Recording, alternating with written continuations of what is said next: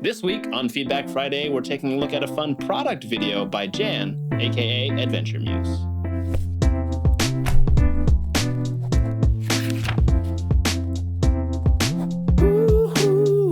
If we haven't met yet, I'm Genki Hagata, and on this series, we do our very best to break down videos from other creators, see what's working, see what's not working, also that we can have a meaningful discussion that we can all learn from. And as always, I ask the creators to explain what they were going for, what their intentions were with the video, and this week, I'll just have Jan explain them to you herself. Hey there, I'm Jan, and I have a channel called Adventure Muse. I make active lifestyle content, and I have a very cute dog who wants to be in the video.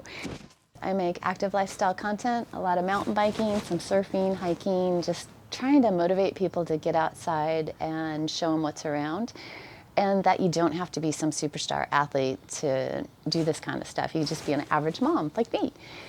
And the recent video that I just posted for Sprindex, it is an adjustable coil shock, and in the mountain biking world, that's huge because in the past, you had to pick a spring rate that you thought would work, and either they were too stiff or whatever. You can watch the video to find out more. But I wanted the video to be informative, but also entertaining, because it's kind of a little piece of gear that maybe not that many people might be interested in, but if you learn about it, it might be something that you want. Being self-aware is super important, and I know already that Jan is aware of a lot of the things that she could have done better in this video, and she's already working on improving on for the next video. But let's take a look at this together. Hey there, bike fam, Jan here, and I have something so exciting that I want to show you all. Check this out. No bounce. Isn't that awesome? It's so cool. There's no bounce because I have a coil shock on my bike. I know what you guys are thinking. Coil shocks are not new, but what's new is this. The Sprindex, an adjustable coil shock. Did you guys hear that? So far already in the first 20, 30 seconds of the video, we're getting an introduction to what the video is, what the product is, and the benefits that this product can give us right away. And then we also have that fun personality, that really cool edit that Jen put together. I think it's capturing the audience really well, and it's moving that pace along really quickly while giving us all the information we need for what's gonna come up in the next 7 minutes or so. So I'm not new to mountain biking, but I am new to riding this coil spring. And so far my experience has been, it's a really plush ride, and it cuts out the chatter on the fire roads. That's a good use of B-roll right there, having that secondary shot when you mention chatter on the fire roads and then giving us a shot of what you actually mean, especially for people who aren't really familiar with bike jargon. Giving us like a visual description of what you're talking about, I think is really helpful for a new audience, as well as, you know, making the video interesting and not just having a talking head. So, like I said, I'm no expert, but I do know of one. I've always preferred riding with a coil spring shock in the rear of my bike. The problem I've always found is that you have to switch out springs so many times to try and find the right spring rate, and oftentimes they only come in 50-pound increments, so it's very hard to hone in on exactly. Really nice mix of ambient audio in the cut to the expert with the voiceover coming in. With a coil spring shock in the rear of my bike. I really like the inclusion of bringing an expert voice in here, even though you probably could serve as an expert and tell us all the details yourself. Hearing that from someone else, I think, keeps the video not only more interesting by having multiple perspectives, but it makes the video more applicable to a wider audience by giving multiple perspectives of people that other viewers could relate to. Or really anything in between. And as their website says, you're improving your suspension with a twist. Another really nice part about this video is that we're never in like a studio that you're recording this product review. It's done kind of in situation. You've got the bike gear on, you're obviously riding with the product. And for something like a bike video, I feel like that works really well. Being out in situations that you're gonna actually be using the product with, I think help tell the story and make the video more engaging than just kind of like a lab setting of using the product in your home studio. You guys wanna know more? Well, I did. So I went and met up with Carl Weinfordner, one of the creators of this guy, and also one of the founding members of Crank Brothers. Let's go talk to him. All right, Carl. Okay.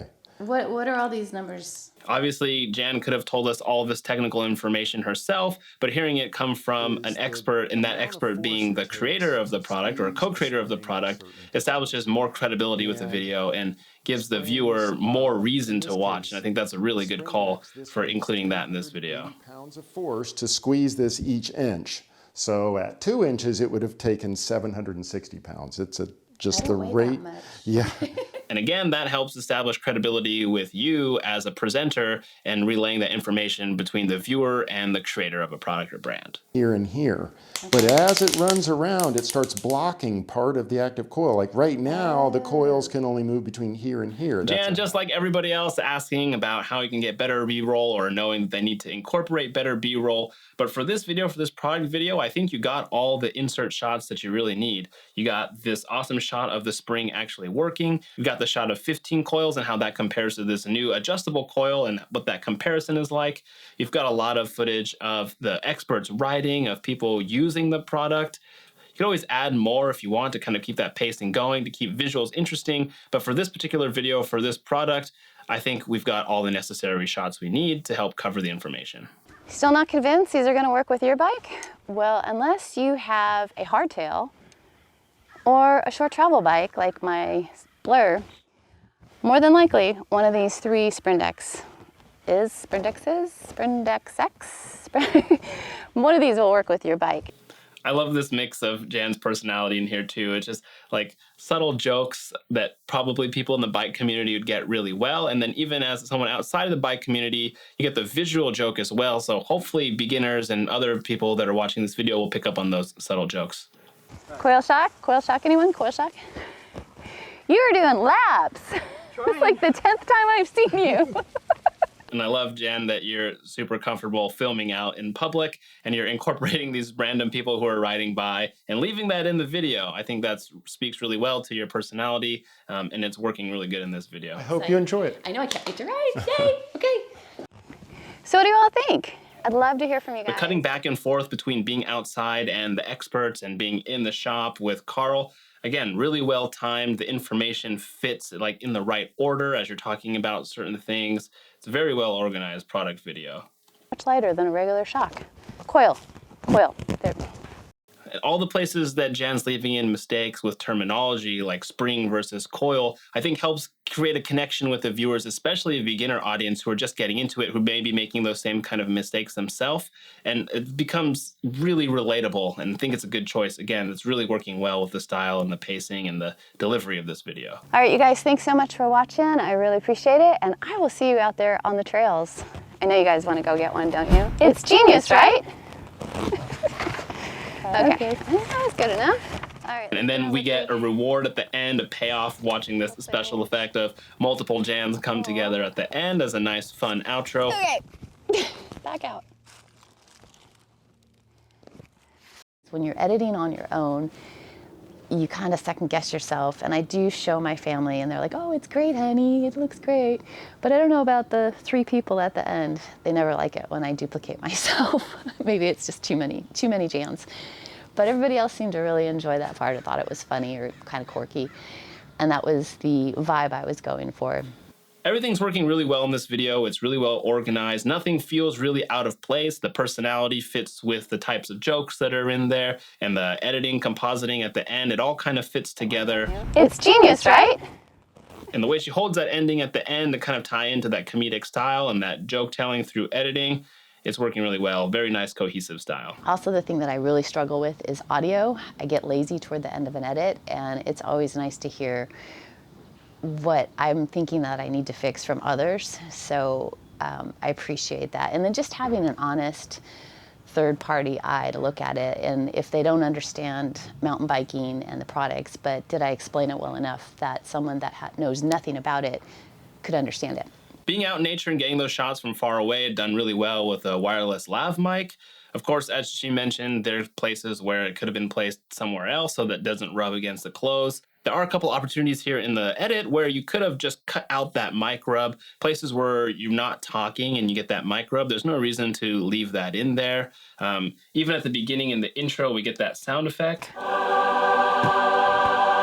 And when you're looking around, you're getting that little bit of micro. We could cut that out. Jan's done a great job of mixing in her personality and her comedic style to create a nice relationship and be relatable with the viewers. So look for areas where you can do that in your own video. Make sure that you're not just trying to copy someone else's style, but you're really taking your own voice and putting that into the video. And I have something so And where it's possible, see where you can collaborate with other creators, other experts in the field, especially if it's a product. If you can collaborate with someone who's using the product on a day-to-day basis, or really an expert in the subject matter, hearing from them may also lend a good perspective to your audience. And just like Jan's experimented with her intro and her outro and recording this review outside in the tree, don't be afraid to experiment with different locations, especially when that location matches really well with the product or whatever it is that you're talking about. I hope you enjoyed that episode. I hope you learned something. For more episodes of Feedback Friday every Friday, make sure to hit that subscribe button. If you made it this far, make sure to hit that thumbs up button. And if you want to have your video reviewed on this channel, or you want to join the Feedback family, a close-knit group of creators who are all giving and receiving feedback on their work so they can get better, you can find the link to those things in the description below. Until next week, bye for now. Make sure you guys subscribe to Ginky's channel because he is an awesome creator. He gives back to the community. He's got his creators offline. He's a programmer and a really cool dude, so you want to watch his content. Okay.